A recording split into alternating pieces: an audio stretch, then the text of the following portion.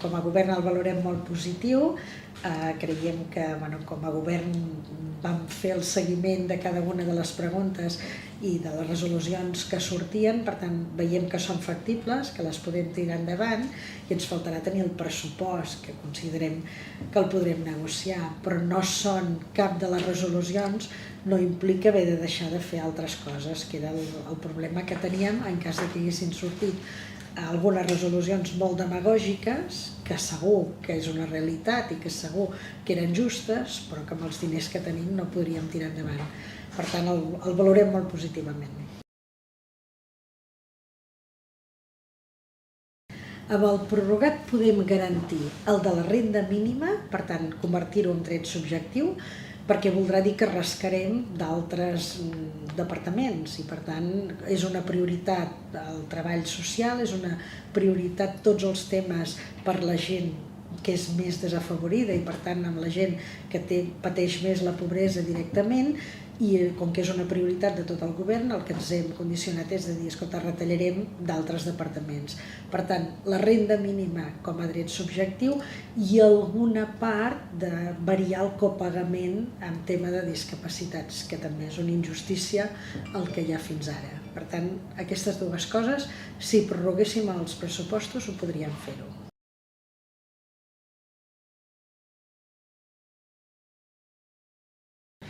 En principi quedarà obert. L'any passat s'hi van gastar 185 milions. Nosaltres pressuposem que amb 70 milions més farem, per tant, demanem aprovar els pressupostos perquè hi hagi aquesta quantitat de 70 milions més, però tornar a dret subjectiu vol dir això, que tothom que ho necessiti ho pugui cobrir. Per tant, aquest és el càlcul que hem fet de preveient el que podia passar, però en principi hauria de quedar obert. Una cosa és el pressupost que quedi obert i l'altra és quins condicionants podem treure o no. Depèn del pressupost que puguem negociar, podrem treure uns o uns altres. Quan diem obert vol dir que segons el condicionant que deixem, per exemple, el que segur que traiem és el de tenir la renda mínima només fins a 60 mesos. Aquest creiem que és totalment injust, perquè si una persona no s'ha inserit en el mercat laboral o no ha tingut un recolzament social durant 60 mesos, és difícil que passats els 60 mesos el pugui tenir. Per tant, aquest segur que el traiem, passi el que passi. Però n'hi ha d'altres que no, per exemple, el de fer un any que visquis a Catalunya. Aquest ens sembla que no el podem treure més que res perquè no fes un efecte crida. Per tant, hi ha algun condicionant que es deixarà i d'altres que es variaran, dependrà de la quantitat de diners que puguem tenir amb el pla de xoc. És la que hauríem apostat tots perquè hi fos, o més aviat ja diríem la renda de ciutadania, perquè tothom tingués dret a tenir una renda, però evidentment mentre no siguem independents, per dir-ho d'alguna manera, o mentre no puguem gestionar els nostres recursos pròpiament, és impossible pel pressupost que tenim. Llavors nosaltres el que diem és comencem amb una renda mínima i fem-la dret subjectiu amb uns condicionants per poder arribar a una renda garantida. Per tant, renda garantida tindria més abast, implicaria més persones que la tenen i, evidentment, amb més llarga durada que la renda mínima d'inserció. La renda mínima d'inserció té un projecte que és en el moment en què et pots inserir, deixes de cobrar-la. La renda garantida és poder-la cobrar sempre. Per tant, aquesta seria la diferència. La nostra idea és reestructurar la renda mínima d'inserció, mentre en el Parlament es tira endavant la ILP de renda garantida i durant aquest temps anar avançant cap a una renda garantida que ha de ser el futur que hem de tenir a Catalunya.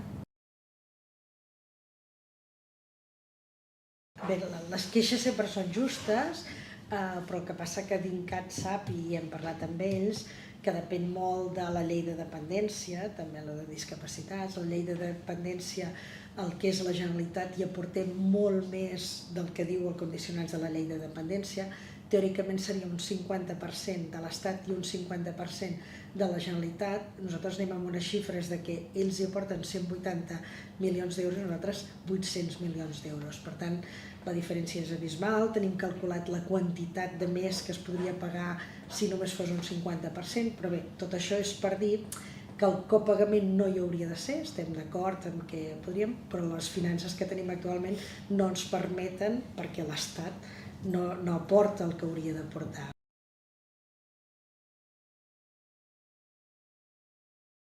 Aquests, de fet, no els portarem des del departament, cada un està en un departament diferent, perquè el pla de xoc és integral i, per tant, aquests també estan afectats o venen a conseqüència d'aquest pla de xoc negociat.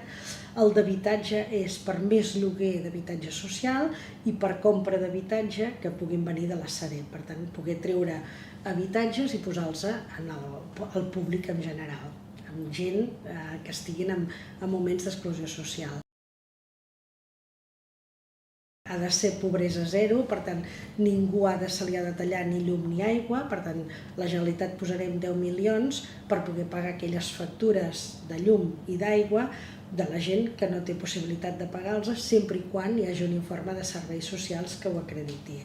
També comptem amb la negociació amb el que són les empreses del sector perquè puguin fer una aportació que nosaltres demanarem que sigui igual, per tant, seria doble. Aquest inclouria tots els temes comunitaris i d'intervenció en barris, no físicament, sinó socialment, per canviar sociològicament barris més deprimits, barris amb més dificultats, poder canviar la sociologia del barri. Evitar-los, tot i que estan sortint dades molt exagerades que estan passant, que creiem que sí que estan passant. El desnonament ha canviat, abans era un desnonament amb cases de propietat, ara és molt més desnonament per lloguer, per tant el que sí que estem fent és taules d'habitatge en els diferents municipis i a partir d'aquí que no hi hagi desnonament. O sigui, la política és que no hi hagi cap desnonament sempre i quan sigui justificat el tema de que la gent és persones vulnerables i per tant passa en situació de dificultat extrema.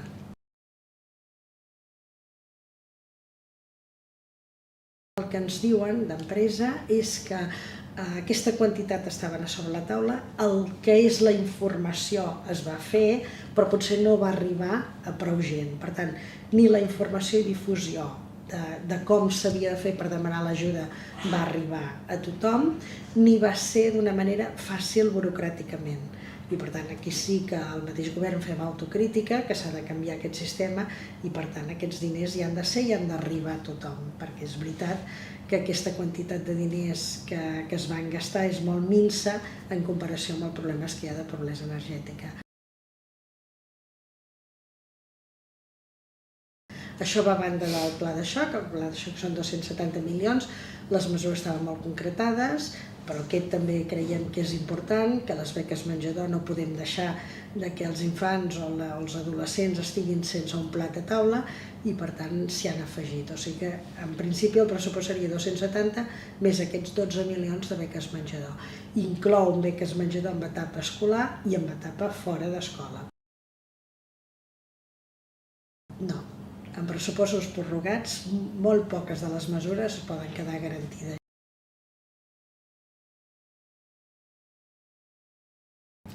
No, recuperar l'impost de successió, com a govern pensem que no, per una raó. Perquè en el moment en què ja som dels que estem pagant més amb totes les mesures fiscals, Catalunya al costat de les altres comunitats. Per tant, ja som dels que les tenim més elevades. I augmentar aquestes mesures voldria dir que la classe mitjana, que és la que ha patit més aquest temps de crisi, tornaria a patir. Per tant, ens sembla que el tema de successió, quan tu tens un pis o com a molt una segona vivenda, no toca.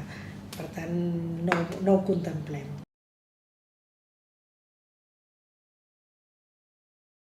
No és que hagi canviat el nom, sinó que hem afegit. Hi havia un departament que era Empresa i Ocupació. En aquests moments pensem que la millor política social que podem fer és el treball, que una persona que té treball i amb el treball es pugui guanyar la vida, que aquesta és una altra, que no sigui un treballador pobre, aconsegueix tenir l'autonomia i per tant aconsegueix tirar endavant.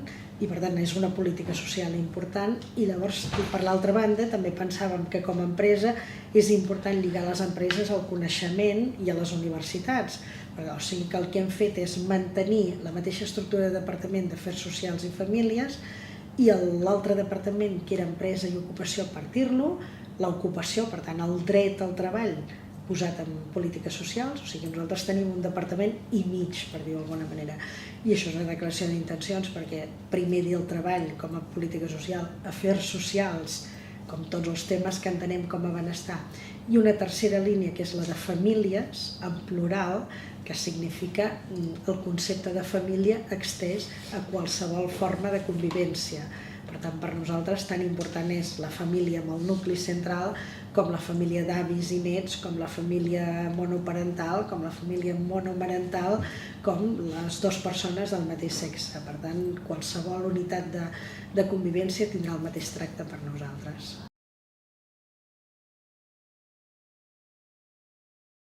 Aquesta és una reivindicació del tema de la igualtat de gènere que totes les que hem militat, perquè això sí que és militància, amb organitzacions feministes, havíem demanat sempre.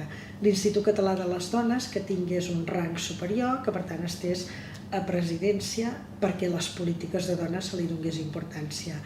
Això ja feia temps que es deia, havíem anat mantenint a benestar, ara crèiem que era el moment de fer el canvi i han passat a presidència perquè les polítiques de dones dependran d'aquest Institut Català de les Dones. Però llavors també com a consellera i com a departament ens semblava que hi havia una pota que quedava ranca i és la pota de la igualtat en el treball. Llavors el que hem fet és crear una direcció general d'igualtat, que la tenim en aquest departament, que és transversal tant pels temes socials, per tant que pugui no només de gènere, sinó també en temes de discapacitat, en tema d'accessibilitat, en el treball per fer la perspectiva de gènere en els temes de treball i també en el tema de temes socials, de migracions i tot.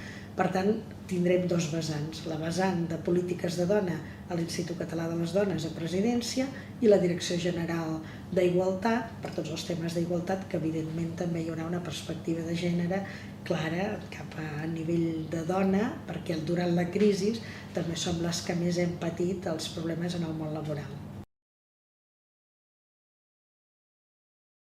Reduir l'atur és una de les prioritats més importants, però reduir no amb xifres, perquè nosaltres no volem parlar de xifres, tot i que és evident que cada vegada que ens diuen que ha baixat l'atur i que ha augmentat l'ocupació per nosaltres és important, però el que és important és trobar un treball digne. Per tant, ha d'augmentar l'ocupació no amb números i prou, sinó que sigui una ocupació estable, que no sigui precària, per tant, que permeti viure a la gent que treballa. Llavors, la reducció d'atur ha de ser el màxim possible, però no donarem ni un número ni una fita, perquè jugar amb els números creiem que darrere hi ha persones i que el que volem és que les persones visquin bé i no dir si hem reduït o no unes llistes de números.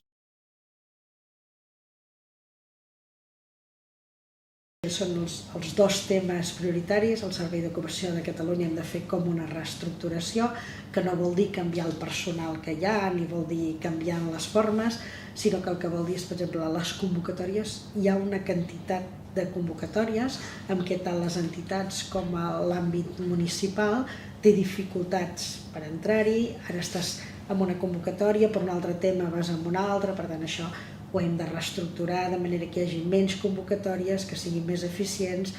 Llavors l'altra cosa és l'atenció directa. El Servei d'Ocupació atén a les persones aturades i aquestes han de ser la prioritat. La concertació territorial, no tot ha de passar per l'oficina de treball, pot haver-hi altres oficines o altres entitats que treballin amb els aturats, per tant tot això és el que ha de servir per variar les xifres de l'atur. I la formació és l'altre tema, vivim en un món de formació constant, de canvi constant i per tant hem d'adequar la formació a les persones. Ara desenvoluparem la llei de formació professional en què contempli tant la formació reglada com la formació ocupacional, per tant que tothom hi pugui entrar, i la formació contínua. Això ens permetria també casar el que és la demanda amb l'oferta d'ara i del futur amb les necessitats que tinguem. En principi, molt bona relació, molt bona entesa. Evidentment, ells reclamen el que han de reclamar. Nosaltres sabem fins on podem arribar i fins on no econòmicament. Reclamen allò que és just i, per tant, ens posaríem al seu costat en tot moment, però els pressupostos i no poder redistribuir els diners nosaltres sols fan que no puguem destinar-hi el que voldríem destinar-hi.